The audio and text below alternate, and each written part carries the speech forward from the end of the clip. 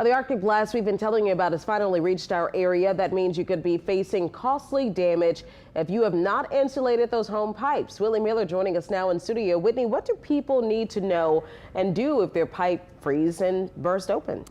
Well, that's the worst part, right? It's simple though. Just turn. If you find yourself on the wrong side of frozen pipes, I talked to a master plumber who has tips on what to do while waiting on the repairman. So you think you did all that you were supposed to do to make sure your home's pipes don't freeze over and burst. You want to insulate your pipes, but you want to use appropriate materials. I've seen in the past where people have taken towels and newspapers.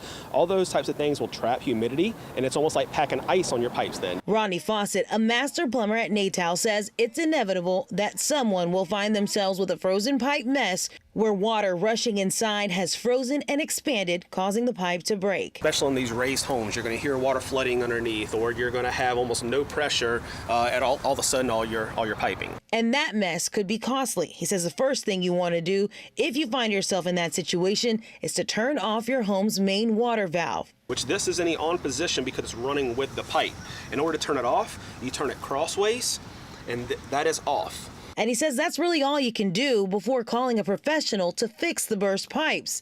A fix that he says could be costly. It really depends on the kind of material. I can, typically range anywhere from a couple $100s and go up pretty expensive. I've had some homes where when one freeze happens, you'll have a bunch more spring up, and you won't always know until you start turning the water back on and checking. So insulate your pipes, disconnect any hoses, and Faucett recommends running water with a slow trickle if you want to keep your money in your pocket.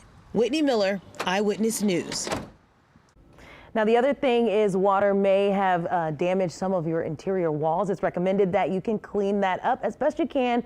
And then depending on how much water got in, you may have to call out a restoration company. Sherry.